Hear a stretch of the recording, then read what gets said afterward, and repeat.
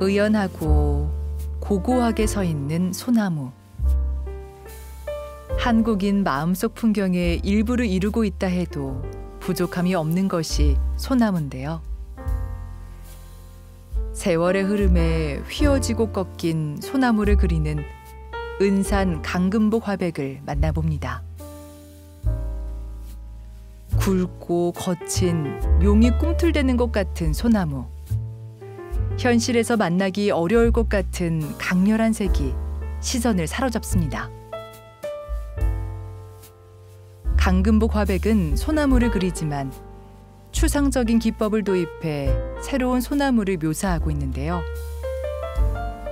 기존의 질서를 지키면서도 참신한 표현을 고민하고 애쓰는 노력이 엿보입니다.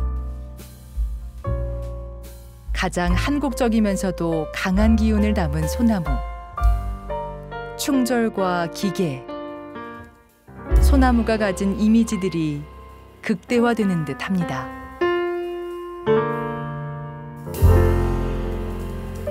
지금 이 작업이 어떤 작업을 하시던 중이셨을까요? 네네. 아무래도 이제 전시를 앞두고 그 전시 일환으로 한 작품 중에 한 점이죠.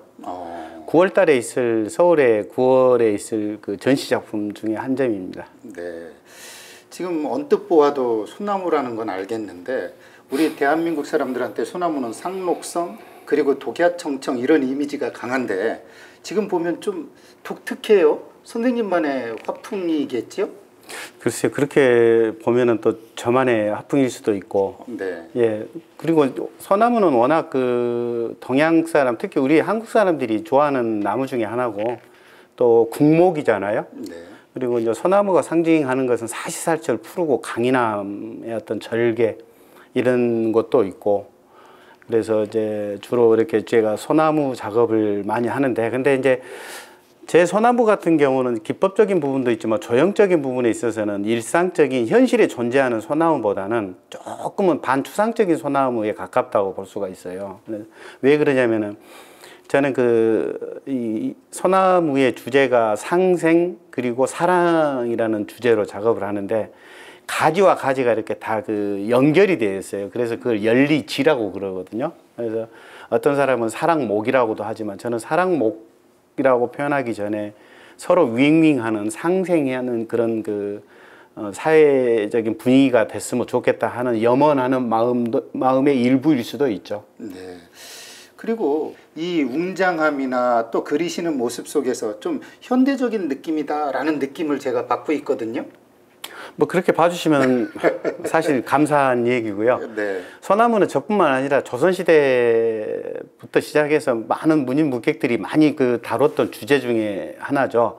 그래서 그 소나무는 주제는 소나무지만은 수많은 시간을 거쳐오면서 많은 작가분들이 그 주제로 다뤄오면서 나름대로의 그분들의 어떤 그 정체성을 가지고 많은 그 표현을 했다면 저는 저만의 어떤 마음으로 그 소나무를 표현하고자 노력을 했었고요. 그 다음에 제 그림들이 조금 커요. 일상적인 그림에 비해서 상당히 큰 그림들이 많습니다. 그것은 이제 주제가 갖는 이게 이제 소나무다 보니까 이 소나무의 강인함과 웅장함을 표현하는 데 있어서는 크기만큼 좋은 게 없더라고요. 작은 것보다는 좀 큰 게 사람들이 봤을 때 웅장하고.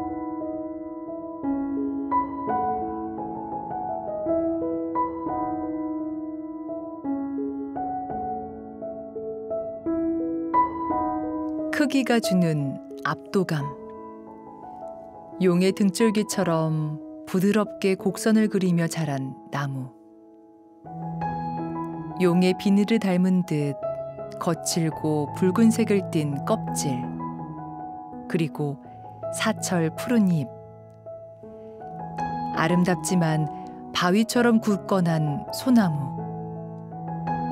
한여름 폭우 속에서도 한겨울 눈보라 속에서도 자신에게 맹세를 지키려는 듯 낭떠러지에서도 우뚝 솟은 절벽에서도 굳건하게 자라는 소나무.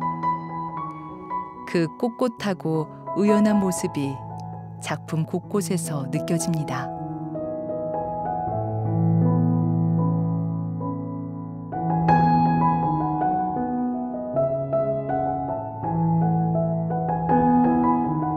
소나무만큼이나 한국적인 아름다움을 추구하는 화가.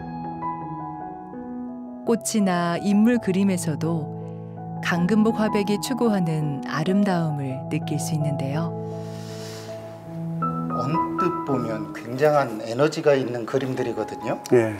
이 바탕에는 당연히 먹이 좀 존재하겠죠? 그렇죠. 먹이 기본 베이스로 깔려 있는 자체 상태에서 작업을 한 거기 때문에. 네. 그렇다면 선생님의 이 웅장한 바탕 속에는 먹이라고 하는 어떤 것을 놓지 않는 것이 끈끈하게 유지된다는 얘기인데, 그렇죠. 그렇게 고집하시는 이유가 있을까요? 그건 제가 한국화를 하는 사람이기도 하고요. 네. 그 다음에 한국화를 하면서 가장 동양적인 재료를 쓰는 사람이기 때문에 그래서 가장 근본이 되는 먹을 기본적인 베이스로 바탕으로 깔고서 이제 작업을 한다라고 생각을 하고 있죠. 네. 요즘 아무래도 모든 전시회나 아트페어 같은 데 가보면 서양화 일색이라고 해도 과언이 아니잖아요. 예. 그럼에도 불구하고 이렇게 소나무처럼 묵묵하게 지켜내시는 그 의지에 저도 응원의 박수를 드릴 수...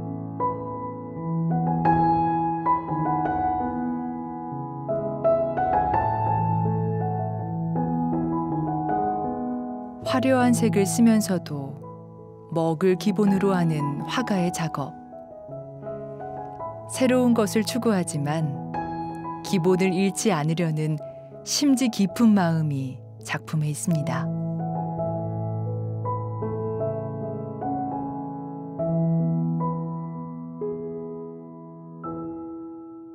혹시 앞으로도 이런 것만큼은 내가 좀 그려보고 싶다라고 하시는 게 좀 있으실까요?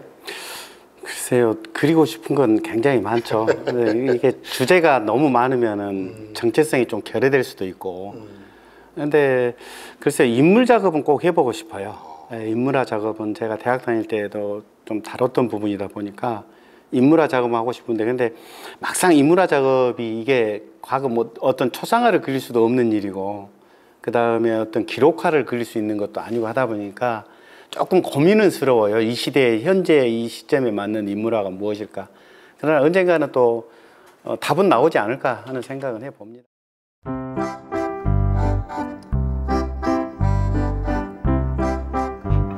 깊은 고민 끝에 드러날 인물화가 어떤 모습으로 나타날지 기대되는데요. 가장 한국적인 아름다움, 기본을 잃지 않는 작업, 서양화의 해부와 조립, 동양화의 수능과 본질, 그 사이에서의 고민이 언젠가 답을 찾길 기대해 봅니다.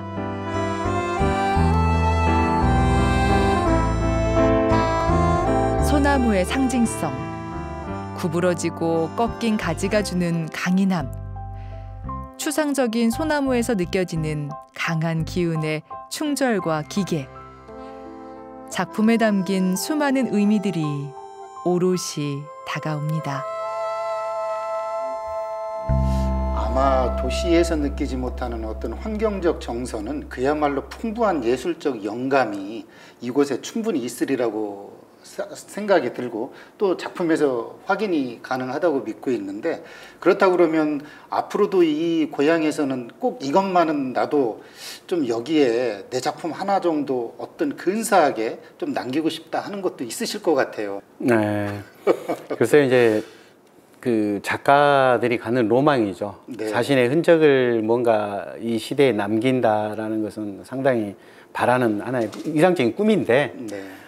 글쎄요, 저는 이제 물론 이제 작업을 소품보다는 큰 작업 위주로 하니까 남기는 데 있어서는 조금 더 명분은 있겠죠. 이 지역에 뭘 남긴다라기보다는 무엇을 하고 잘 해서 갈까라는 게 먼저인 것 같아요. 제 생각에는. 네.